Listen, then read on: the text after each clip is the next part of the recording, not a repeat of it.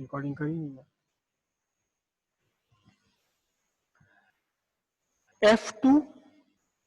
F2 कहाँ है?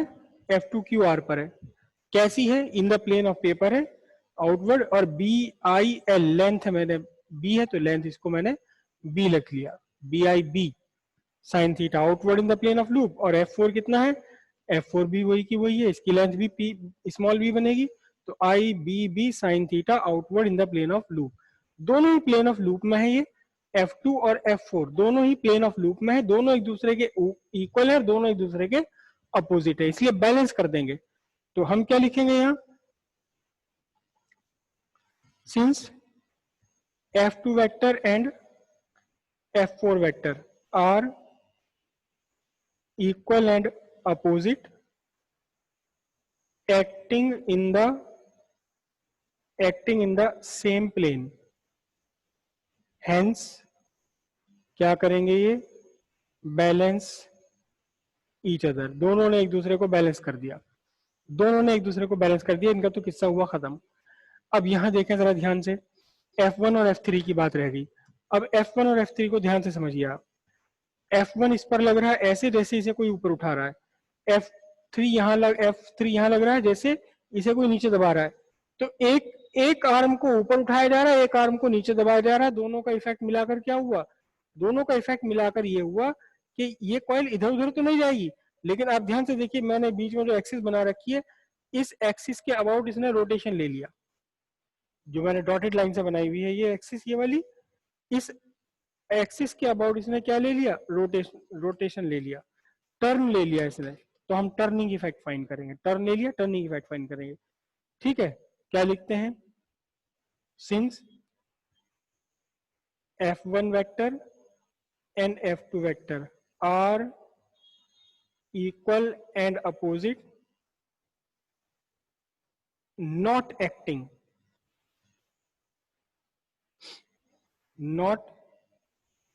acting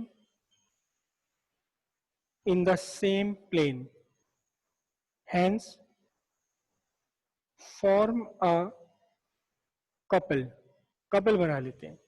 और इसका काम क्या होता है हमेशा? Couple that tends to rotate the loop कह दो या कॉइल कह दो, लूप और कॉइल में केवल एक अंतर है, लूप में एक टर्न और कॉइल में बहुत सारे टर्न।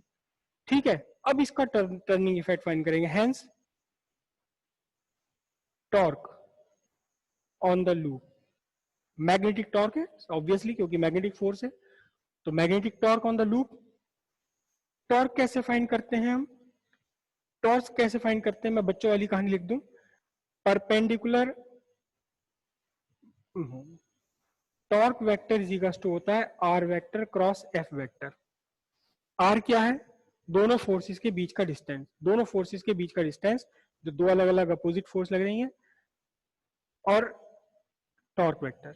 ठीक है, या हम इसे लिखते हैं tau is equal to R F sine theta. अब आ जाओ जी, अब इस आर को कैसे फाइंड करेंगे? दोनों फोर्सेस के बीच का डिस्टेंस है आर, दोनों फोर्सेस के बीच का डिस्टेंस। अब आप यहां होते तो पता लगता ज्यादा, दोनों फोर्स के बीच का परपेंडिकुलर डिस्टेंस बी नहीं है, बी नहीं है, कितना है? अब देखिए इसी कॉइल को, ये कॉइल कैसे बनी हुई है? ये कॉइल बनी हुई है इस पोजीशन पर। ठीक है, अब मैं यहां इस डायग्राम में बना रहा हूं कॉइल को इस पोजीशन पर, खड़ा कर दिया कॉइल को, बिल्कुल वहीं उसी एक्सिस पर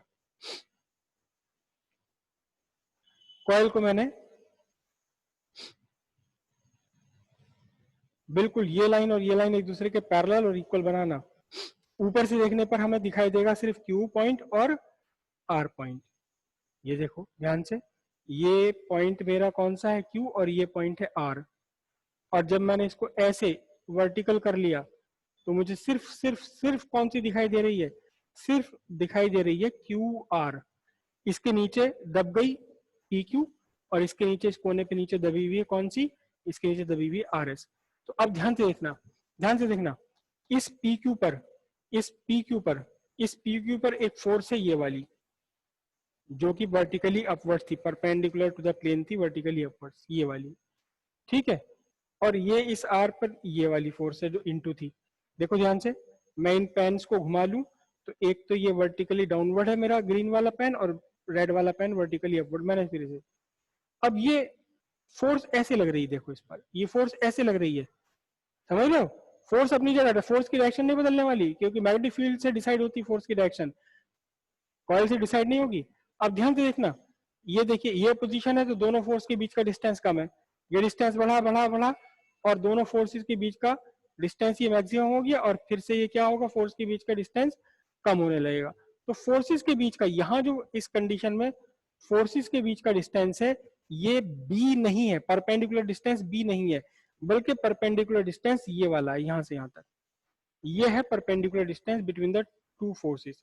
अब इसको हम ये डायग्राम में कैसे शो करेंगे, इस Q के नीचे P है, इस R के नीचे S है, ये QP R में, ये RS R में, जबकि हमें R दिखाई दे रहा है, S दिखाई नहीं दे रहा। तो यहां पर एक फोर्स लग रही है perpendicularly out of plane, perpendicularly out of plane, ये वाली F1 वेक्टर है और ये वाला क्या है, ये F3 वेक्टर है, F1 और F3 वेक्टर, ठीक है। अब इनके बीच की परपेंडिकुलर डिस्टेंस हमें फाइंड करनी है, तो परपेंडिकुलर डिस्टेंस कैसे फाइंड करेंगे, किसी भी एक फोर्स को आप बढ़ा दीजिए आगे, ए यहां से ये है परपेंडिकुलर डिस्टेंस, और जबकि आपका क्यू आर, ये क्यू आर कितना है, ये क्यू आर है B, it is B, B के इक्वल नहीं है ये। तो अब कैसे फाइंड करेंगे, ध्यान से देखना जरा, ध्यान से देखना, मैग्नेटिक फील्ड की डायरेक्शन में ड्रॉ कर रहा हूं, मैग्नेटिक फील्ड की direction, this is the magnetic field, this is the direction of magnetic field, ये बी वेक्टर है जो मैंने कहा बनाया हुआ, यहाँ इस पॉइंट पर बनाया हुआ जहां एक्सिस कट कर रही है सर। और मैग्नेटिक फील्ड और कॉइल का plane, this is the plane of coil, मैं क्यू आर को थोड़ा सा मोटा कर दूं ताकि आपको पता लगे कि ये कॉइल है, ये this is a plane of coil. अब प्लेन ऑफ कॉइल पर मैंने एक परपेंडिकुलर ड्रॉ कर दिया यहां से, बहुत ध्यान से समझना, देखो बहुत ध्यान से समझना, ये एंगल है प्लेन ऑफ कॉइल और मैग्नेटिक फील्ड के बीच का एंगल, ये एंगल है थीटा। तो सीधी सीधी बात है, कॉरेस्पॉन्डिंग एंगल के हिसाब से ये भी थीटा ही रहा। अब हमें लेना Q R, perpendicular distance force के बीच में कौन सी है, क्यू आर डिस्टेंस है। वापस आ जाऊं यहाँ, तो टॉर्क इज इक्वल टू क्या बनेगा आपका, डिस्टेंस कितनी है क्यू आर, फोर्स कितना है, या तो F1 या F3, F1 ले लेता हूं मैं, इंटू साइन थीटा। ओके, अब देखना जरा ध्यान से, क्यू आर कितना है, क्यू आर कितना है, देखना जरा ध्यान से, क्यू आर कितना है, ये क्यू आर कितना है, क्यू आर इस बी की टर्म्स में निकाल लो, क्यू आर निकाल लीजिए किसमें, बी की टर्म्स में, साइन थीटा लगाइए यहाँ से आप, मैं कुछ मिस्टेक कर रहा हूँ, मैं यहाँ से इसे चेंज कर लेता हूँ, मैं वही पुरानी वाली टेक्निक अपनाता हूँ। टॉर्क इज इक्वल टू क्या है, perpendicular distance between forces multiplied by one of the force, तो ये आपका बन जाएगा Q R into F one, Q R into F one बन गया। अब क्यू आर निकाल कर साइन थीटा अपने आप आ जाएगा ना, साइन थीटा यहाँ से देखना जरा ध्यान से, ये आपको हाइपोटेन्यूस चाहिए, वो सॉरी हाइपोटेन्यूस है आपके पास, और ये चाहिए आपको बेस चाहिए, तो यहां से आपका कॉस थीटा बनेगा, ठीक है। मैं इस ट्राइंगल को नाम दे देता हूं, ये पॉइंट Q है, ये वाला पॉइंट है R, और मैं इस पॉइंट को नाम लिख देता हूं T। तो in triangle QTR angle T कितना है, एंगल T 90 डिग्री है, और ये है यहाँ पर R, ठीक है जी। अब हमें चाहिए बेस, तो cos theta is equal to base QT upon hypotenuse, hypotenuse कितना है इसका, B है, तो QT इज इक्वल टू कितना बना, B कॉस थीटा, QT, मैं R को बदल के यहाँ QT कर देता हूँ, torque is equal to, torque is equal to QT into F1, ठीक है जी। अब देखना ध्यान से, टॉर्क F1 कितना है, F1 कितना है, F1 की वैल्यू, F1 और F3 दोनों की वैल्यू कितनी है, ILB, ILB, ILB, F1 और F3, F2 की वैल्यू थी ILB sin थीटा, तो ये क्या बना, I L capital B magnetic field वाला, और क्यूटी कितना आ गया, क्यूटी आ गया आपका B cos theta, B cos theta आ गया क्यूटी। ठीक है, अब जरा ध्यान से देखना, लेंथ इंटू ब्रेथ इस कॉइल के लिए, ये कॉइल है हमारी, कॉइल की लेंथ है, ब्रेथ है, लेंथ इंटू ब्रेथ कितनी बन जाएगी, लेंथ इंटू ब्रेथ बन जाएगा इस पूरी कॉइल का एरिया। तो मैं यहां से एक तो सब्स्टिट्यूशन कर रहा हूं, क्या सब्स्टिट्यूशन कर रहा हूं देखो, torque is equal to length into breadth को, लेंथ इंटू ब्रेथ को, लेंथ इंटू ब्रेथ को लिख लिया एरिया। तो I A B cos theta, ये आपका बना टॉर्क। टॉर्क की यूनिट होती है, टॉर्क की यूनिट होती है न्यूटन मीटर। अब बहुत ध्यान से देखना, जरा ध्यान से, बहुत ध्यान से देखना, ये थीटा है कौन सा, ये थीटा है, here theta is angle between magnetic field vector and plane of coil, coil और मैग्नेटिक फील्ड के बीच का एंगल है ये मैग्नेटिक, ये है कॉइल मेरी, यहां मेरा ये मैग्नेटिक फील्ड है, ये मैंने रेड कलर से बनाया मैग्नेटिक फील्ड। ठीक है, और ये ऐसे झुकी हुई है, ये मैग्नेटिक फील्ड बनाया और ये कॉइल ऐसे झुकी हुई है, तो ये प्लेन ऑफ कॉइल बना आपका, कौन सा बना, ये प्लेन ऑफ कॉइल बना। ये मेरा हाथ,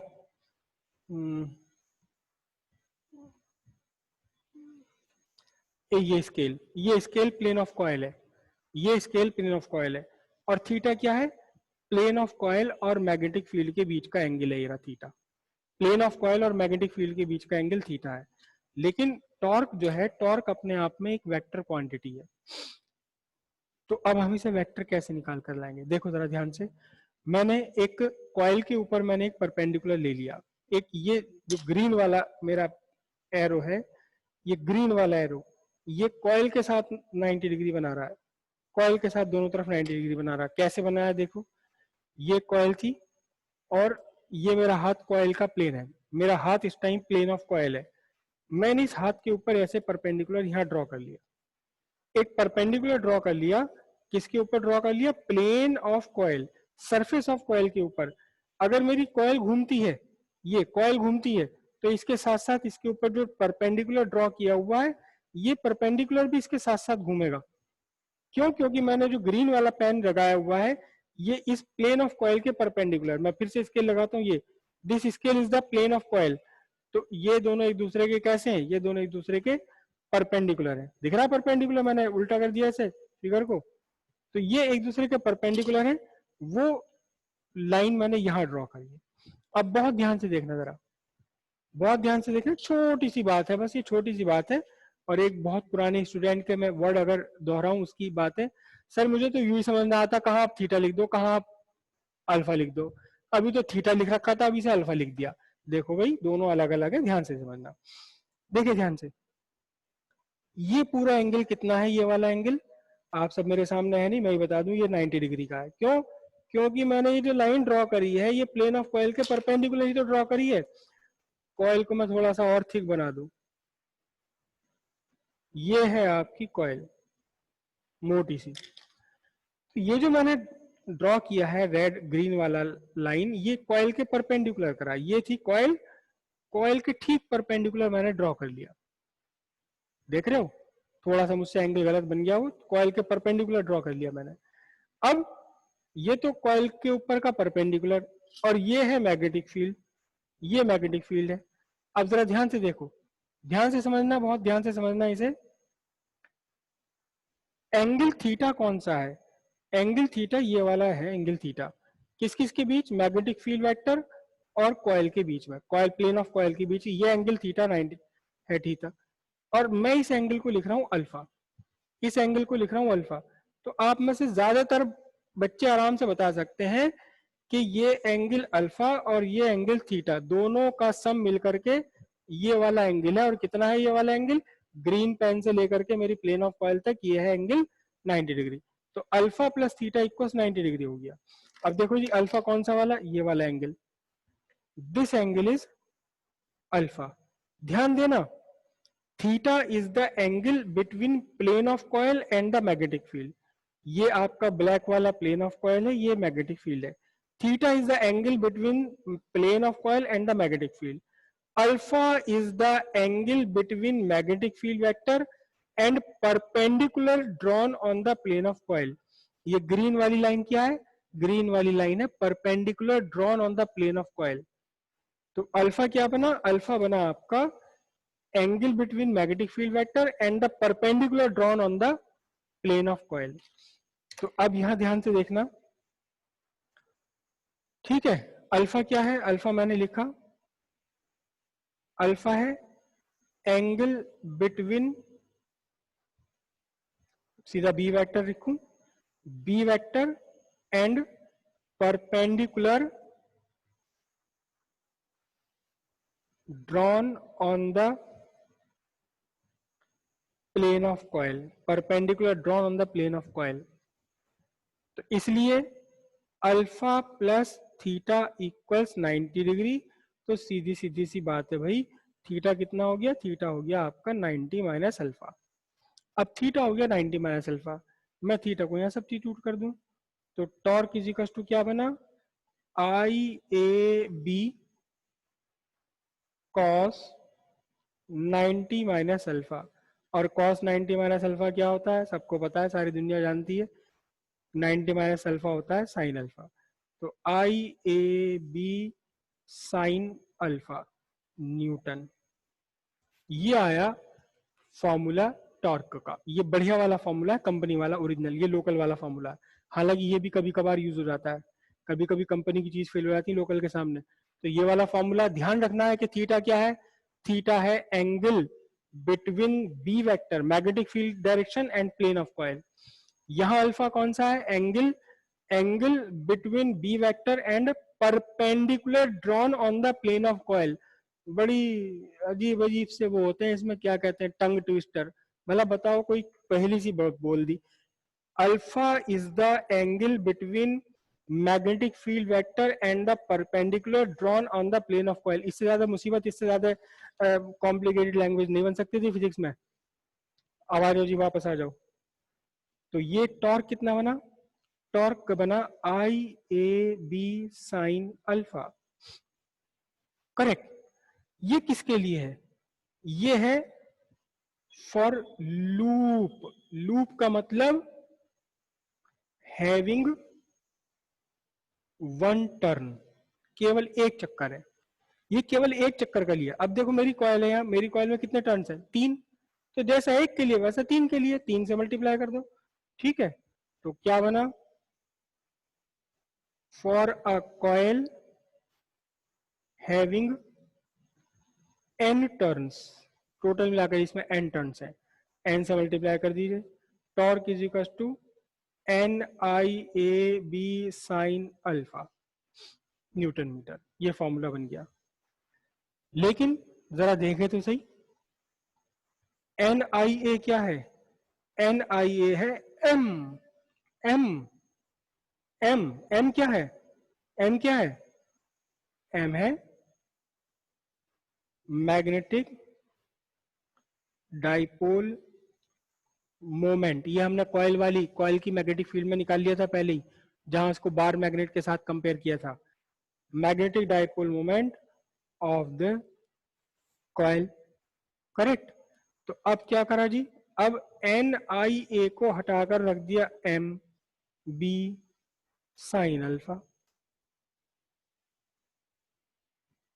क्या बन गया? ये बढ़िया वाला बन गया क्रॉस प्रोडक्ट।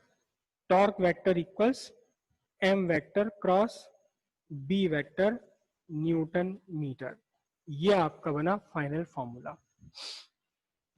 और इस फाइनल फॉर्मूले में, इस फाइनल फॉर्मूले में एक बड़ी अच्छी बात है, बड़ी स्पेशल बात है कि इस फाइनल फॉर्मूले में ना तो एयर लेंथ आ रही ना ब्रेथ आ रही, क्या आ रही? एरिया आ रहा है, एरिया आ रहा है। इसका मतलब कॉइल आपकी चाहे रेक्टेंगुलर हो या कॉइल आपकी ऐसी सर्कुलर हो जाए, ऐसी हो जाए सर्कुलर, कोई फर्क नहीं पड़ने वाला, फॉर्मूला सेम रहेगा।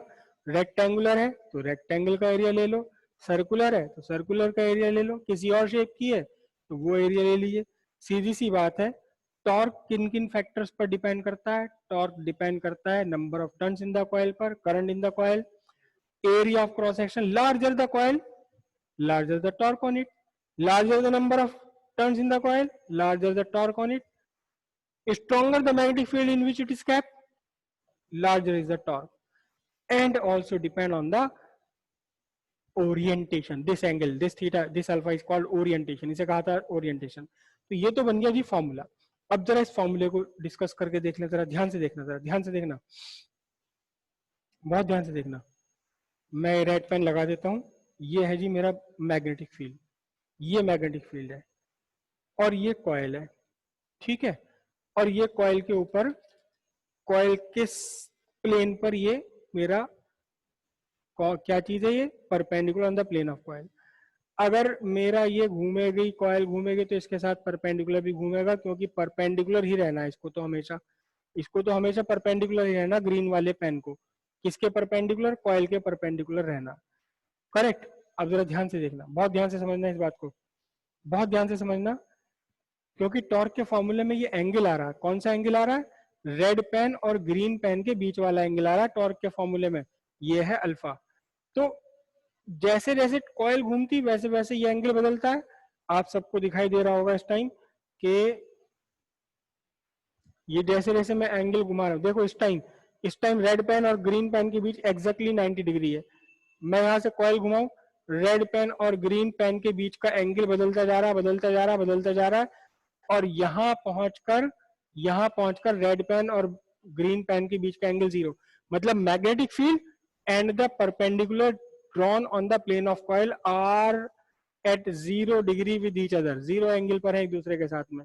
और यहाँ एक दूसरे के साथ में कैसे हैं? ये 90 डिग्री पर है। तो जैसे जैसे एंगल बदलेगा वैसे वैसे टॉर्क भी बदलेगा। आप देखते हैं कब टॉर्क मैक्सिमम है और कब टॉर्क मिनिमम है। एक बात और ध्यान से देख लेना, एक बात और ध्यान देखना, देखो इस टाइम बड़े घुमाव फिराव वाले क्वेश्चन आते हैं इस टॉपिक में से। इस टाइम देखो, plane of coil is parallel to the magnetic field. देख रहे हो आप? ये मेरा कॉइल है और ये मैंने कॉइल ये लगाया scale, this scale is the plane of coil, this scale is the plane of coil. तो इस टाइम दोनों के दोनों कैसे हैं? Magnetic field and the plane of coil are parallel to each other. लेकिन इसी टाइम पर देखिए ध्यान से, फिर मैं वही पुराने वाले बच्चे की, बस सर मुझे यू ही समझ में आता, कभी आप पैरेलल कहो कभी आप परपेंडिकुलर कहने लगो। एक ही डायग्राम में अभी तो पैरेलल कह रहे थे, अभी परपेंडिकुलर कह रहे थे। भैया ये तो देख ले मैं किसको पैरेलल कह रहा हूँ, किसे परपेंडिकुलर कह रहा हूँ। This green pen is perpendicular to red pen, means देख लेना, बहुत ध्यान से सुनना, टंग ट्विस्टर है बहुत प्यारा वाला। The perpendicular drawn on the plane of coil is perpendicular to magnetic field. पहले तो हमने कहा कि ये रेड ग्रीन वाला पेन है क्या? It is perpendicular drawn on the plane of coil. This green pen is perpendicular drawn on the plane of coil. क्या है ये? It is perpendicular to the magnetic field. लेकिन इसी टाइम पर, same time पर, plane of coil is parallel to magnetic field. जब coil का plane magnetic field के पैरेलल है तो कॉइल के ऊपर डाला हुआ परपेंडिकुलर मैग्नेटिक फील्ड के परपेंडिकुलर है। दूसरी कंडीशन मैं यहां लू, नाउ सी,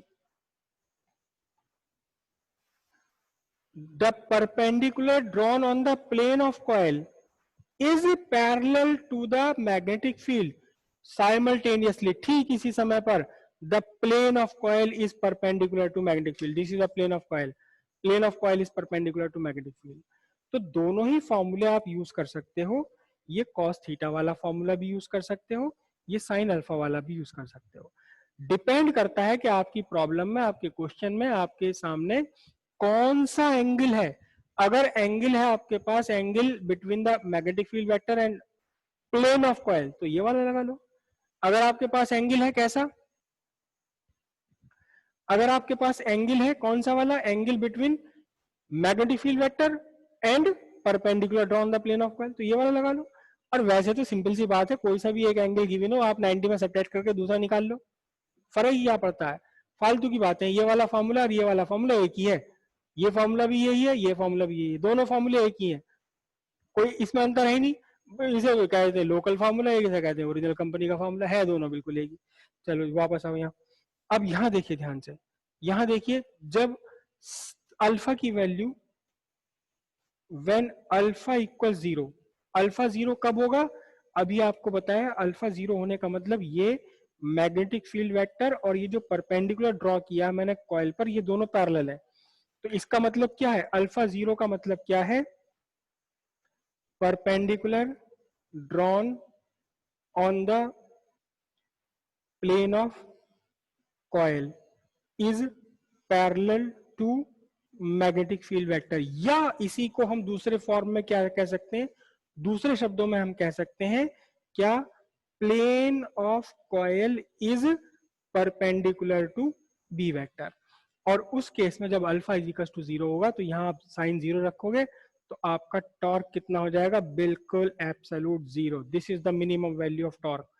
सब कुछ है, कॉइल भी है, मैग्नेटिक फील्ड भी है, करंट भी है, टॉर्क नहीं लग रहा, टॉर्क नहीं लग रहा, 0 लग रहा। क्यों? क्योंकि हिसाब ही नहीं बैठ रहा, टॉर्क का हिस्सा लगने का हिसाब ही नहीं बैठ रहा। अब अगर अल्फा की वैल्यू 90 डिग्री है, 90 डिग्री होने का मतलब क्या है?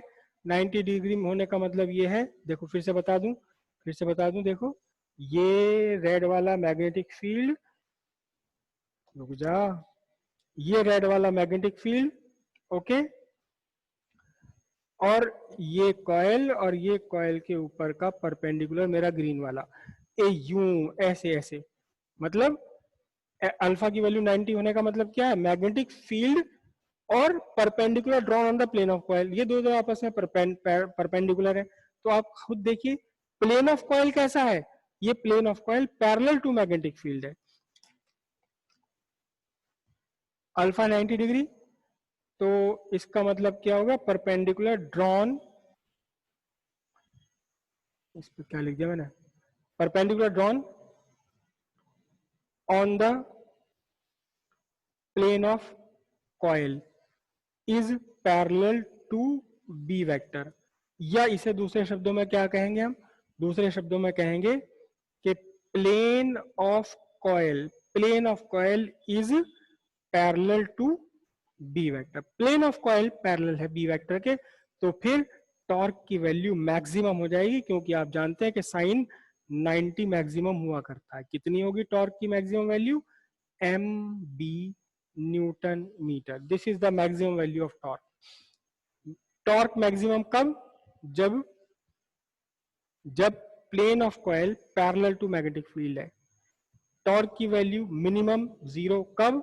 जब plane of coil perpendicular to magnetic field है। आगे बहुत काम में आएगा, और बहुत सारे क्वेश्चन होते हैं जो इंजन में अक्सर बच्चे अटक जाते हैं, कौन किसके परपेंडिकुलर है अटक जाता है। जैसे वो बच्चा अटका करता था, कहता था सर मुझे यूं ही समझना आता। कब तो आप कभी तो इसे 90 कह दो, कभी इसे परपेंडिकुलर कह दो, कभी अल्फा कह दो, कभी थीटा कह दो, कभी तो कॉस लिख दो, कभी साइन लिख दो, मुझे यही समझ ना आता है क्या। और जब मैं किताब में जाकर देखूं तो मुझे तो किताब में तो मिलता भी ना हो, क्या आप पता नहीं कहाँ से पढ़ाओ। किताबों में ही सारा देखने वाली नजर चाहिए, मैंने कौन सा आसमान से सीख लिया। क्लियर हुआ सबको या नहीं बताओ जरा मुझे? ये तो बच्चे ही कुल 9 है, आज गर्मी लग रही सबको।